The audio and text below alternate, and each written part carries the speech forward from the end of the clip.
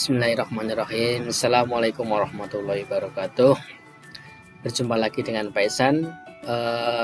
Pada pembelajaran kali ini kita akan mempelajari tentang mata pelajaran fikih tentang bersuci dari haid.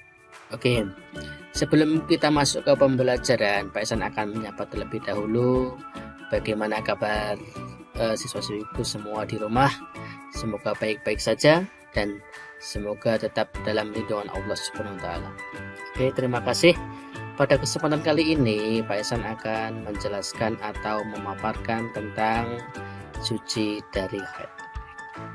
Sebelum Pak Ihsan masuk ke dalam materi atau masuk dalam pengertian waktu tentang haid, itu Pak Ihsan akan bercerita sedikit tentang haid.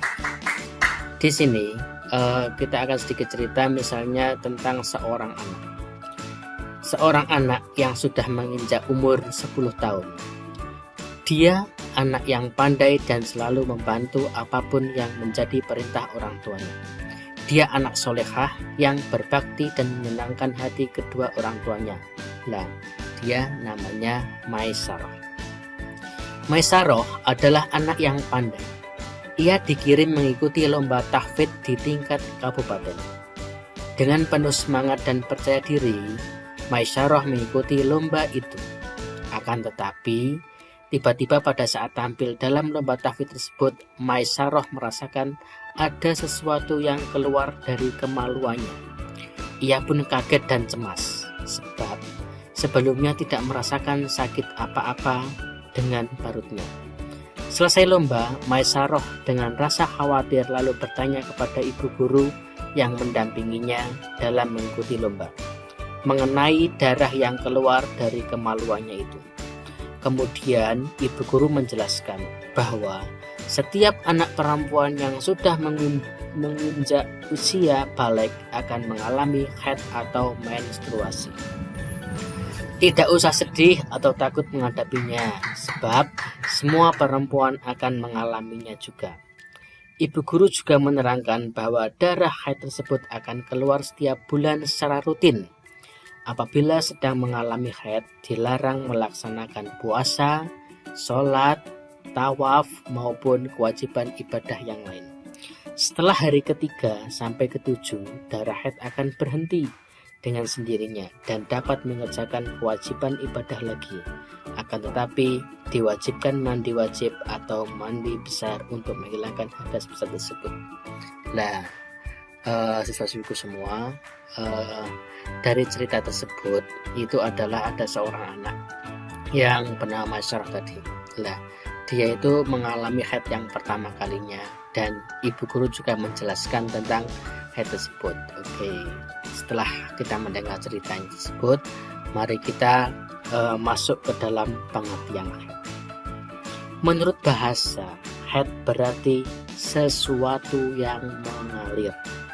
Adapun menurut syara, haid adalah darah yang keluar dari rahim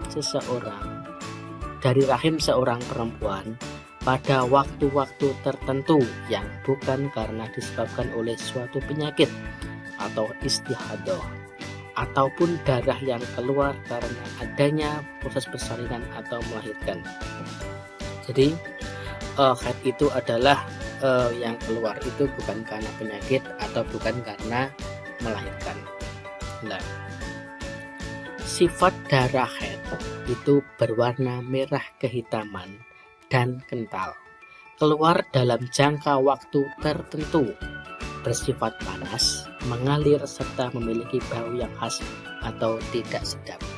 Jadi dapat disimpulkan bahwa haid itu adalah sesuatu yang mengalir dan yang keluar dari rahim seorang perempuan pada waktu tertentu. Dan darah haid itu beda dan darah itu bukan darah kotor atau bukan darah karena proses persalinan saat melahirkan. Nah, adapun darah yang keluar dikarenakan adanya proses persalinan, maka darah tersebut disebut darah nifas.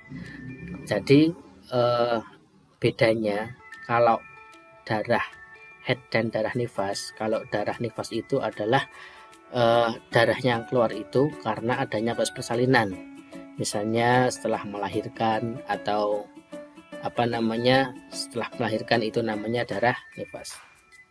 Lah, keluarnya darah haid maupun nifas tersebut merupakan sunatullah yang telah ditetapkan oleh Allah kepada seorang perempuan. Lah, ini tercantum dalam firman Allah Al-Baqarah ayat 222. Setiap perempuan yang telah mengalami haid secara rutin saat haid akan mengalami tanda-tanda bagi fisik maupun psikis. Adapun tanda-tanda tersebut diantaranya adalah sakit di sekitar punggung, nyeri, dan punggung bawah, nyeri paha bagian dalam, dan sakit perut, sakit kepala juga merupakan tanda akan datangnya masa haid. Dan banyak perempuan yang mengalami rasa malas saat akan datang masa haid. Jadi ketika darah haid itu datang atau ketika waktu haid datang itu biasanya seorang perempuan memiliki tanda-tanda kadang nyeri, sakit pada punggung, sakit pada paha, dan sakit kepala. Itu adalah tanda-tanda akan datangnya haid. Lah, kapan atau waktu keluarnya haid itu kapan? Menurut ulama Syafi'iyah, batas minimal masa haid adalah sehari semalam dan maksimal 15 hari 15 malam. Tetapi pada umumnya secara normal keluarnya darah haid 6 atau 7 hari. Jadi darah haid itu paling sedikit atau paling sebentar itu adalah sehari semalam. Sedangkan paling lamanya darah haid itu ada 15 hari 15 malam, dan rata-rata itu 6 hari atau 7 hari. Darah haid disebut juga darah kotoran. Darah ini berwarna merah kehitam-hitaman. Masa haid akan berlangsung rutin setiap bulan pada setiap perempuan sehat yang telah memasuki usia balik. Gadis yang pertama kali mengalami haid biasanya berumur 10 tahun dan akan berhenti siklus haidnya saat menginjak usia kurang lebih 60 tahun atau lebih. Jadi haid ini pada perempuan rutin ya. Kadang pada saat ini ada yang menyebutkan datang bulan atau mens atau itu adalah nama lain dari haid. Dan haid itu setiap bulan biasanya keluar gitu. Dan biasanya pertama kali haid bagi seorang perempuan itu 10 tahun dan maksimal itu 60 tahun. Oke, itu adalah penyampaian materi tentang haid pada kesempatan kali ini. Pada kesempatan kali ini Pak Ihsan hanya menyampaikan pengertian dan waktunya saja.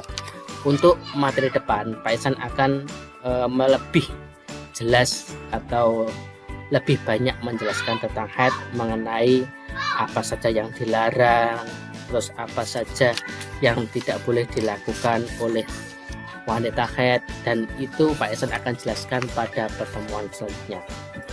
Untuk pertemuan kali ini, Pak Ihsan akan memberikan tugas kepada siswa-siswiku semua. Tugasnya adalah kalian semua mengerjakan uji kompetensi 1 halaman 9 ya. Di situ ada beberapa soal dan soal tersebut sudah Pak Ihsan jelaskan tadi, dan silahkan adik-adik semua dikerjakan dengan tertib, dengan jujur, dan dengan semangat. Terima kasih.